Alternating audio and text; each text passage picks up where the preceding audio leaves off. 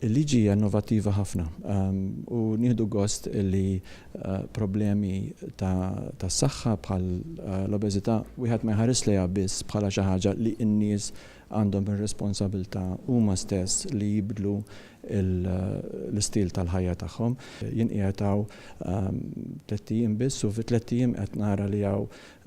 kumitat bejn żewġ partiti fuq id-dijabete aw strateġija fuq id-dijabete. Kien hemm il-launch ta' policy nazzjonali fuq l-ikel u issa hawn din il-liġi fuq l-obeżità li wieħed iħares lejn it-sokkor, lejn il-melħ, lejn ix-xaħam fl-ikel li wieħed iżid il-livell ta' attività fiżika u